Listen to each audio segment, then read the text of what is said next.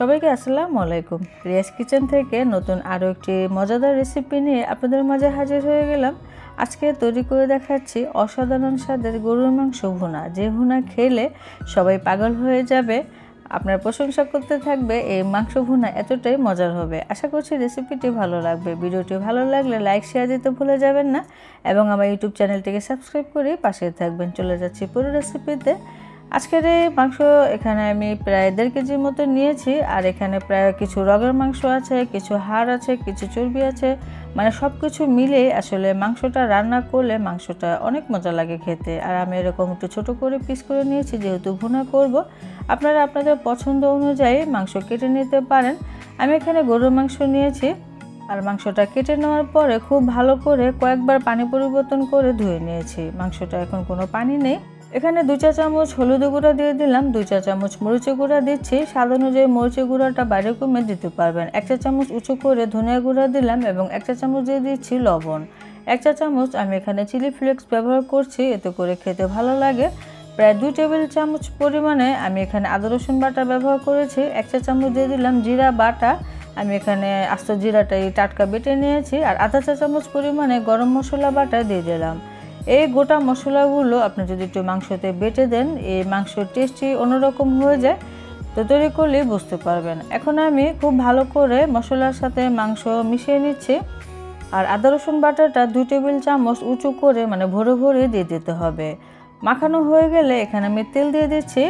তো তেল দেওয়ার আগে আমি মশলার সাথে মিশিয়ে নিলাম, এতে করে মাংসের সাথে মশলাটা খুব সুন্দরভাবে কুট হয়। আমি এখানে 2 টেবিল চামচ পরিমাণে সরিষার তেল দিয়ে আবারও খুব ভালো করে মেখে নিলাম। এখন এই মাংসটুকু আমি রেস্টে রেখে দিব প্রায় আধা ঘন্টা। সময় কম থাকলে আপনার 10 থেকে 15 মিনিটও রাখতে পারেন, তবে বেশি রাখলে ফলাফলটা বেশি ভালো পাবেন। তারপরে আমি চুলায় বসিয়ে দেবো। আধা ঘন্টা পরে রান্নাটা বসার জন্য আমি চুলায় একটি ফ্রাই প্যান বসিয়ে দিলাম। এখন এখানে আমি প্রায় আধা কাপ পরিমাণে সয়াবিন তেল দিয়ে দিচ্ছি। এখন এখানে কিছু গোটা মশলা দিয়ে দিচ্ছি, তেজপাতা, দারচিনি, কাবাব চিলি, লং, এলাচি, বড় এলাচি সব কিছু মিলিয়ে দিয়েছি। আর এলাচিগুলো অবশ্যই একটু থেতো করে দিতে হবে। আর কয়েকটা কাবাব চিলি দিয়েছি, এতে করে খুবই সুন্দর ফ্লেভার আসবে এই মাংস থেকে। তো গোটা মশলাটুকু ভেজে নিলাম, তেল থেকে খুবই সুন্দর ফ্লেভার চলে এসেছে। এখন আমি এখানে দিয়ে দেবো পেঁয়াজ কুচি। যেহেতু ভুনা তরকারি, এখানে পেঁয়াজের পরিমাণটা বেশি দিতে হবে, আমি 1 কাপ উঁচু করে পেঁয়াজ কুচি দিয়ে দিলাম। এখন চুলার জালটা মিডিয়াম টু হাইতে রেখে এভাবে অনবরত নেড়ে চেড়ে পেঁয়াজটা খুবই সুন্দর কালার আসার আগ পর্যন্ত ভেজে নিতে হবে। তো আমার পেঁয়াজের কালার কিন্তু পরিবর্তন হয়ে গিয়েছে, খুবই সুন্দর কালার চলে এসেছে। আর এরকম কালার যদি করেন তাহলে পেঁয়াজের তরকারিটা খেতেও ভীষণ মজা লাগবে। পেঁয়াজ থেকে খুবই সুন্দর ফ্লেভার আসবে, বেরেস্তা হয়ে যাবে। এখন আমি সেই মেখে রাখা মাংসটুকু দিয়ে দিলাম। তো মাংসটা আমি আধা ঘন্টার মতোই রেস্টে রেখেছিলাম। যদি সময় বেশি পারেন তাহলে একটু বেশি রাখবেন, কোনো সমস্যা নেই, ভালো হবে। এখন এই মশলার সাথে মাংসটুকু কষিয়ে নেব। তো চুলার জালটা এখন আমি মিডিয়ামে থেকে কিছুটা কমিয়ে দেব। আর বাটিটা ধুয়ে সামান্য একটুখানি পানি দেব, যেহেতু এখানে কোনো প্রকার পানি নেই। তো চুলার জালটা এখন লোতে রেখে এই মাংসটুকু প্রথমে কষিয়ে নিতে হবে। তো এখন আমি একটু নেড়ে চেড়ে খুব সুন্দরভাবে মিশিয়ে দিলাম। এখন ঢাকনা দিয়ে আমি প্রায় অপেক্ষা করছি মাংসটা খুব সুন্দরভাবে কষিয়ে নেওয়ার আগ পর্যন্ত। চুলার জালটা আমি একবারে লোতে করে দিয়েছিলাম। চুলার জালটা লোতে রেখে মাংসটুকু কষিয়ে নিয়েছি। মাংস কালারও কিন্তু চেঞ্জ হয়ে গিয়েছে। আর মাংস একটু পরপরে নেড়ে দিতে হবে, যেহেতু এখানে তেমন কোনো পানি কিন্তু ব্যবহার করিনি। এখন আমি এখানে মাংসটা সেদ্ধ হওয়ার জন্য পানি দিয়ে দিচ্ছি। মাংসটা কষানোর সময় কতটুকু সেদ্ধ হয়েছে সেই অনুপাতে পরবর্তীতে পানি দিতে হবে। মাংস যদি মনে করেন বেশি সেদ্ধ হয়নি, পানির পরিমাণটা অবশ্যই একটু বাড়িয়ে দিতে হবে। আমি এখানে প্রায় 1 কাপের একটু বেশি পানি দিয়েছি।